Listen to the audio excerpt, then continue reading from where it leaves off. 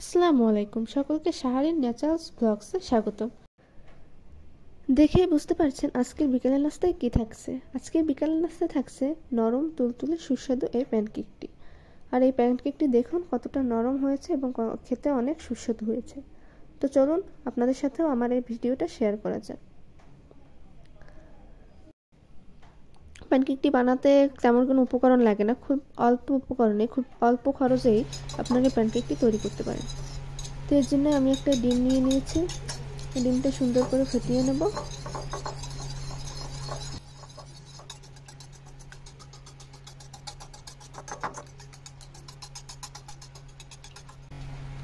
এবার এই ডিমের মধ্যে দিয়ে দিয়েছি আমি 1/4 কাপ চিনি। আপনারা যে যেমন মিষ্টি পছন্দ করেন তেমন চিনি ব্যবহার করতে পারেন। তো আমি এখানে 1/4 কাপ চিনি দিয়ে দিয়েছি। চিনিটা দিয়ে সুন্দর করে ফাটাতে হবে যেন ডিমের কোনো অংশ আস্ত না থাকে এবং চিনিটা যেন সুন্দর করে গলে যায়। তো আমি কিছুক্ষণের জন্য ফাটিয়ে নিচ্ছি।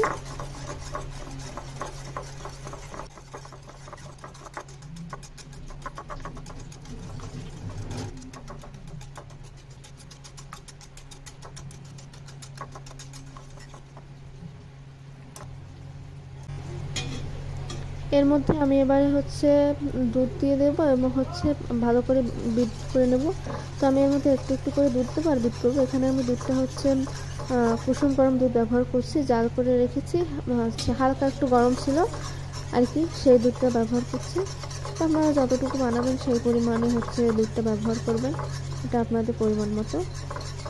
তো আমি এখানে একটু একটু করে দুধ দিয়ে দিচ্ছি আর ভালো করে ফেটিয়ে নিচ্ছি, বিট করে নিচ্ছি।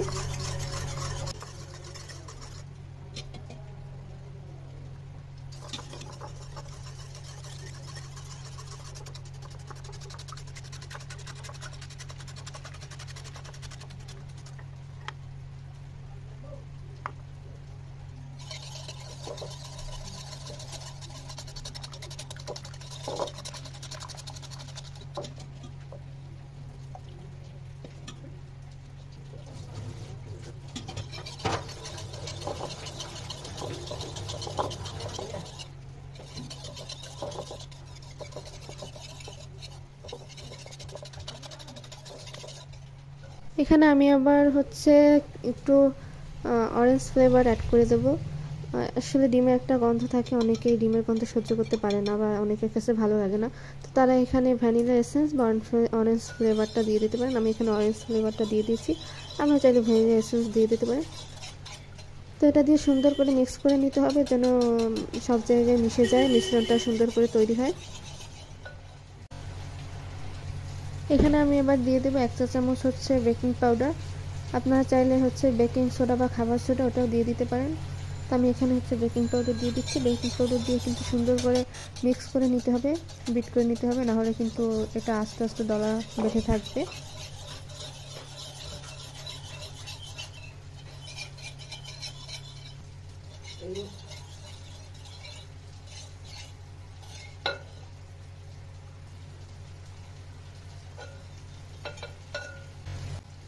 এবারে আমি এখানে আটা ব্যবহার করব। তো এর জন্য আমি প্রথমে অল্প অল্প করে আটা দিয়ে মিক্স করে নিচ্ছি। আপনাদের এখানে আটার পরিমাণটা যতটুকু দুধ দেবেন তেমন পরিমাণে আটা দিতে হবে। মাঝে লবণ দিতে ভুলে গেছিলাম, এর জন্য লবণ দিয়ে আবার ভালো করে মিক্স করে নেব।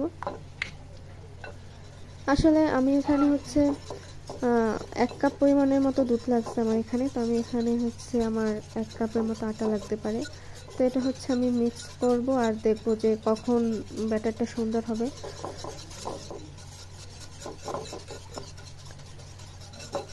তো আমি একটু একটু করে আটা দিয়ে দিচ্ছি এবং মিক্স করে নিচ্ছি সুন্দর করে।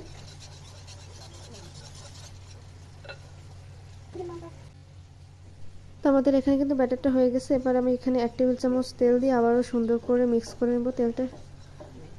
তেলটা মিক্স করা হয়ে গেলেই আমাদের ব্যাটারটা রেডি হয়ে যাবে। দেখতেই পাচ্ছেন ব্যাটারটা কিন্তু পুরোপুরি রেডি। এবার ভাজার পালা। তো এবার আমি একটা চুলায় প্যান বসিয়ে দেব। তো প্যানের উপরে আমি সুন্দর করে ব্যাটারটা দিয়ে দিচ্ছি, দিয়ে এটা খুব অল্প সময়ের জন্য 30 সেকেন্ডের মতো ঢেকে দিব। বেশি সময় রাখলে কিন্তু নিচ থেকে পুড়ে যাওয়ার সম্ভাবনা আছে। তো 30 সেকেন্ডের মতো রেখে আমি ঢাকনাটা তুলে দেব। দেখতেই পাচ্ছেন যে পিঠাটা কিন্তু আমাদের এক পাশ হয়ে গেছে, আবার উল্টে অন্য এক পাশ অল্প একটু সময়ের জন্য ভেজে নেব, বেশি সময় ভাজার প্রয়োজন হয় না।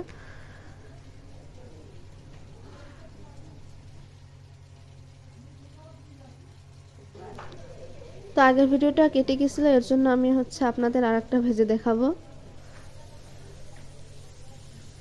দেখুন কত সুন্দর ব্যাটারটা, কতটুকু ঘন বা পাতলা হবে এটা তো দেখেই বোঝা যাচ্ছে। তো এভাবে এক এক করে আমার সবগুলো পিঠা বানাবো, এরপর বানানো শেষে আপনাদের দেখাচ্ছি।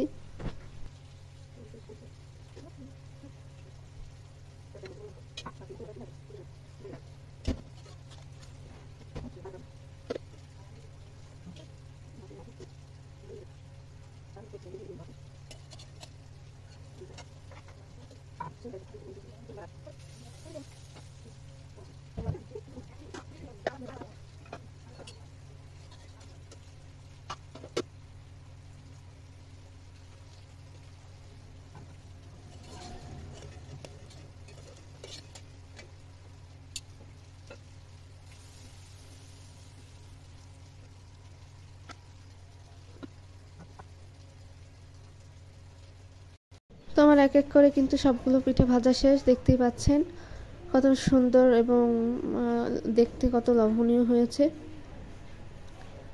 আর কতটা সফট ও সুস্বাদু হয়েছে। আপনারা যারা আমাদের ভিডিওটি দেখছেন অবশ্যই আপনারাও বাসায় ট্রাই করে দেখবেন এবং কমেন্ট করে জানাবেন। আর ভিডিওটি কেমন লাগছে তাও কমেন্ট করে জানাবেন। আর ভিডিওটি যদি ভালো লাগে অবশ্যই চ্যানেলটি সাবস্ক্রাইব করে আমাদের পাশে থাকবেন। তো ভিডিওটি দেখার জন্য ধন্যবাদ সবাইকে। আল্লাহ হাফেজ।